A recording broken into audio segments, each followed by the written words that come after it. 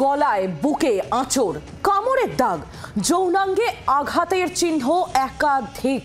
Kasba college কাণ্ডে নির্যাতিতার medical রিপোর্টে এমনটাই উল্লেখ রয়েছে। ঘটনা নিয়ে ইতিমধ্যেই মুখ্য সচিবকে চিঠি দিয়েছে জাতীয় মহিলা কমিশন। 3 দিনের মধ্যে রিপোর্ট পাঠানোর উল্লেখ রয়েছে ওই চিঠিতে। আরজিকর কাণ্ডের বছর ঘোরেনি, তার মধ্যেই কসবা ল কলেজে ছাত্রীকে আটকে রেখে গণধর্ষণের অভিযোগে তোলপাড় রাজ্য।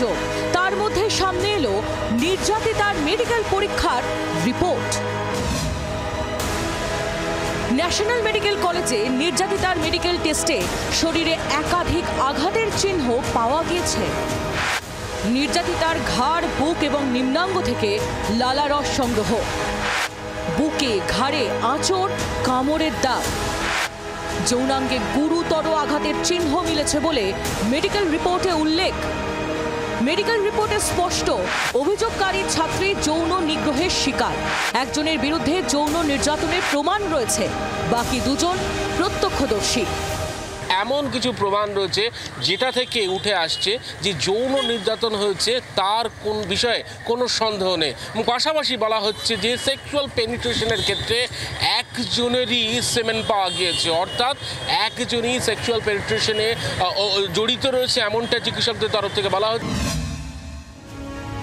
কসবা ল কলেজে গণধর্ষণের ঘটনায় ইতিমধ্যে শতপ্রণোদিত পদক্ষেপ করেছে জাতীয় মহিলা কমিশন। কলকাতা পুলিশ কমিশনারের কাছে রিপোর্ট তলব করা হয়েছে। এবার মুখ্য সচিবকে চিঠি লিখল এনসিডব্লিউ। কমিশনের চেয়ারপারসনের লেখা চিঠিতে উল্লেখ করা হয়েছে, অবিলম্বে নির্যাতিতা এবং তার পরিবারের সঙ্গে কমিশনের সদস্য অর্চনা মজুমদারের দেখা করার ব্যবস্থা করে দিতে হবে। নির্যাতিতার নিরাপত্তার ব্যবস্থা করতে হবে। অবিলম্বে নির্যাতিতার গোপন শারীরিক পরীক্ষা করাতে হবে। মেডিকেল টেস্টের রিপোর্ট 3 দিনের মধ্যে জাতীয় মহিলা কমিশনের কাছে পাঠাতে হবে।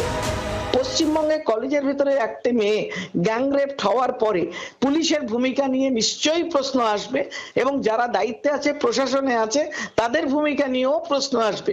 সেই জায়গাগুলোয় দাঁড়িয়ে আজকে ইন্সপেকশন করব, নিজে ডাক্তার বলে মেডিকেল ব্যাপারটা রিভিউ করব, এবং কি হলো, কোন জায়গায় গাফিলতি আছে, সেগুলো আমরা নিজেরা ডিসকাস করব। অ্যাকর্ডিংলি আমরা নেক্সট স্টেপে যাব। ঘটনার জল গড়িয়েছে আদালতেও।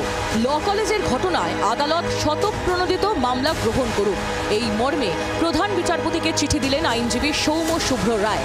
সিবিআই তদন্তের পাশাপাশি রাজ্যের সমস্ত কলেজের নিরাপত্তা সুনিশ্চিত করার আবেদন জানিয়েছেন তিনি।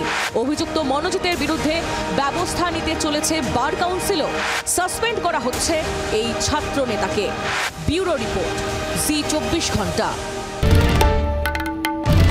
বাংলার আওয়াজ, বাঙালির আবেগ, জি 24 ঘন্টা।